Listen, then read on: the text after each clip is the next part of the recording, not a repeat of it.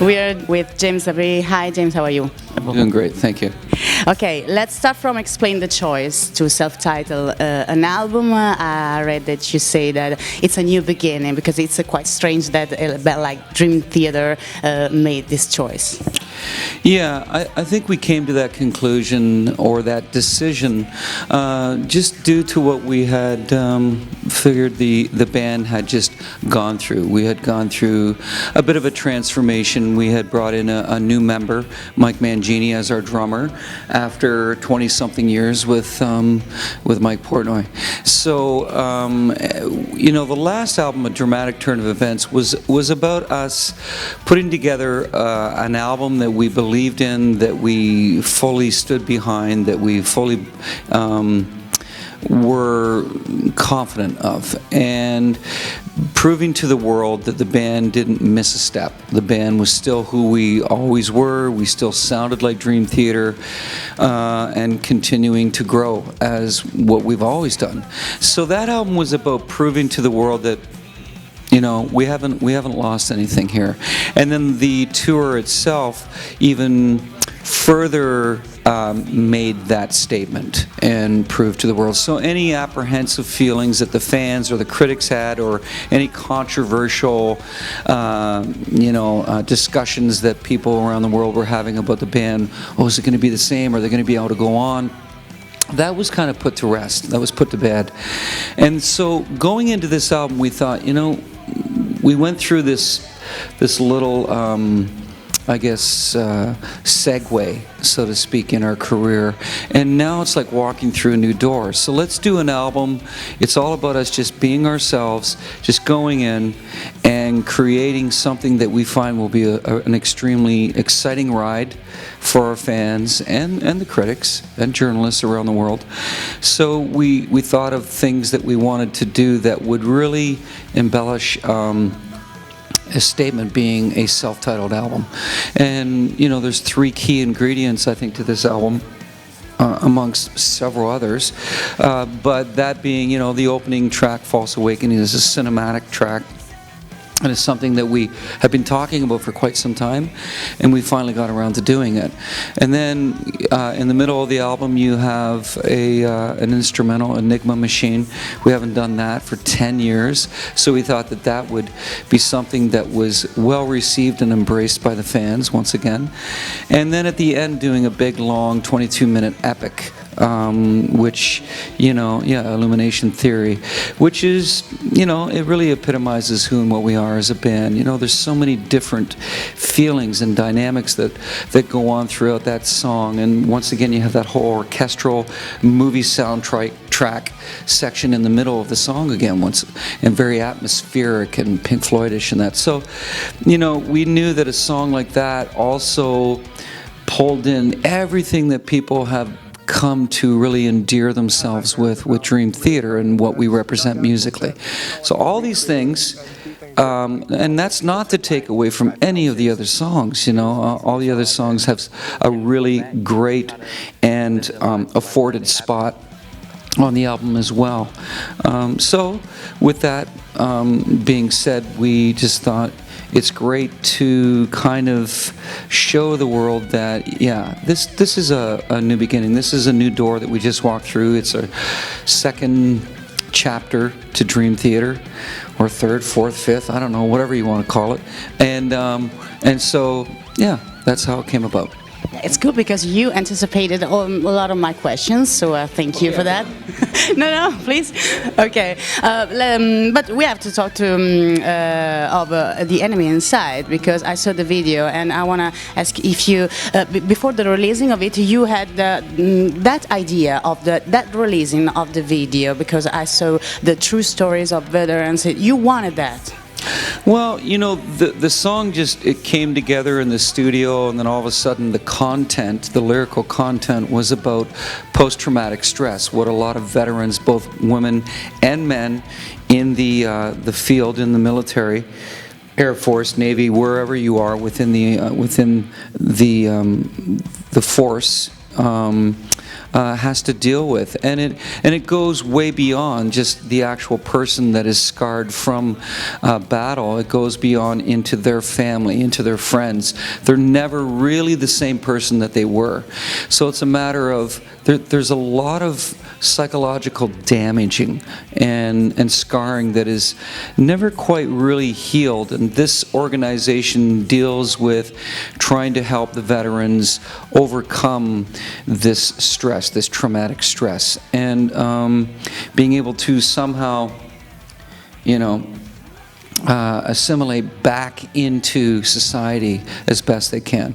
So, with this content and with this organization that we were made aware of, it just both lent themselves to, this is the kind of video we have to do to really, shed some light on this subject, because it's really, once you get into it and once you read about it and you hear all the stories from several thousands of veterans, it's horrific what they go through. They don't just walk off the battlefield and everything's fine again. It's something that they will carry with them for the rest of their lives, and that's aside from any of the physical impairments that they might have suffered through battle. So yeah, I mean the video, it's just something that we thought, realize that this is what we are creating when we continue to have these conflicts and these disagreements around the world. It just makes society as a whole ill. That's why you support SaveAWorld.org. Absolutely.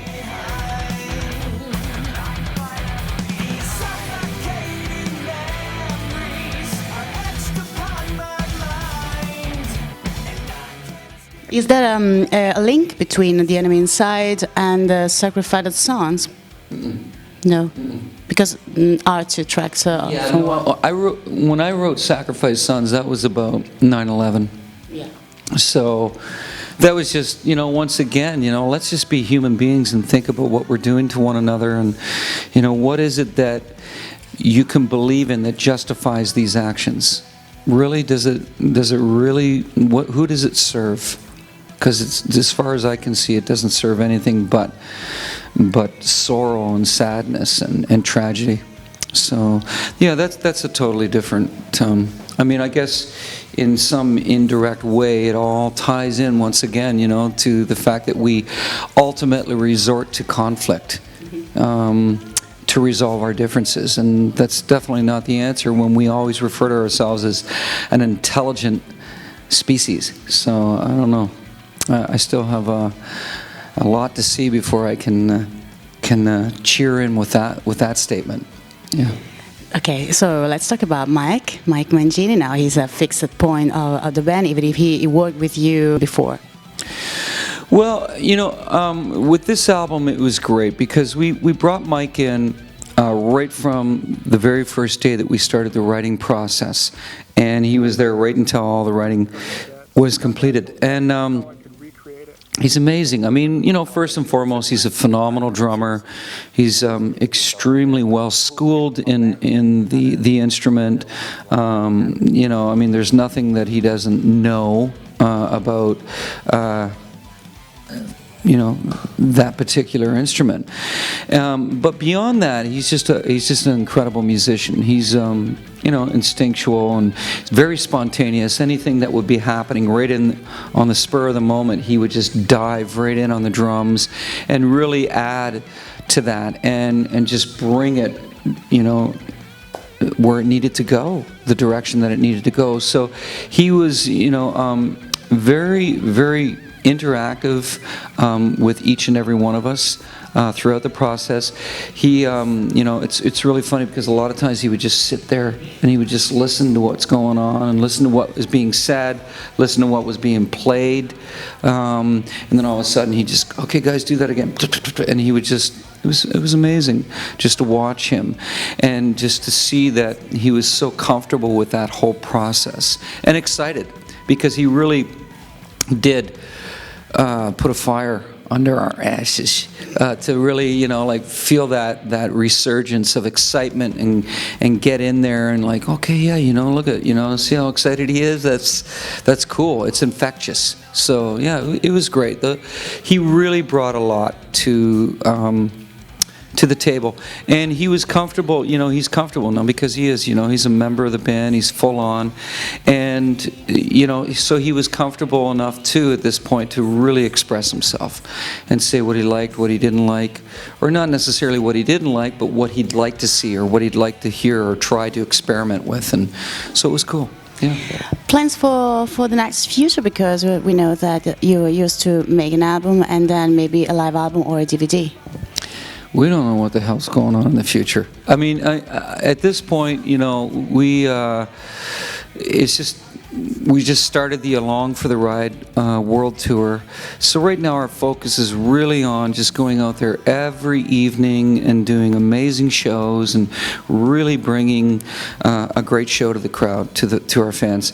And as you will see this evening, it's amazing production that we've brought out with us, and it's just going to be a great ride. So right now it's just the tour. As time goes on, maybe 8 months down the road, right now we'll start discussing what it is that we feel is our next move, and what makes sense for the band. But yeah, we're in a great groove right now, and everything is going according to plan, and we couldn't be happier. So it's all good. I want to tell you a funny thing. Did you know about your appearance in the pages of Mickey Mouse comics? Mm-hmm. Yeah, you know. I just met some of the people the other day there, and we were signing some of that, and then, yeah, it was pretty funny. Yeah, it's just like John Paperucci. yeah, I know. Yeah, it was funny, but that's great. You know what? That's a compliment. That people will say, oh, let's put these guys in. It's great. Yeah, no, it's all good. You know what? We have a great sense of humor, and you have to have that, or else life's just not fun. Yeah. Okay, just one thing, because I know that you tell your fans to post picture on the social networks with the hashtag An Evening with Dream Theater before and after the show. So I want to ask you to, I want to participate, so I want to make a selfie with you, and maybe using the hashtag. Okay, are you agree? Using the Hashtag. hashtag. Hashtag. An Evening with Dream Theater. How do you say hashtag? How do I say hashtag? That's the Hashtag. Okay. I'm not sure I'm following. Okay. Yeah. Okay. Okay. When you write something on Twitter, maybe you're using hashtag Dream Theater, hashtag music, and something like that. No. Oh. Okay. No, never mind. I need a coffee. I think I need a coffee. I don't know. Let's take this picture. I'm spun. Okay. Press. Oh. Cool.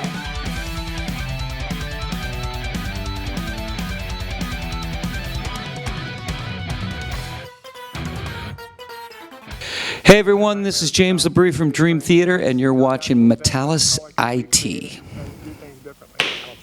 Thanks a lot.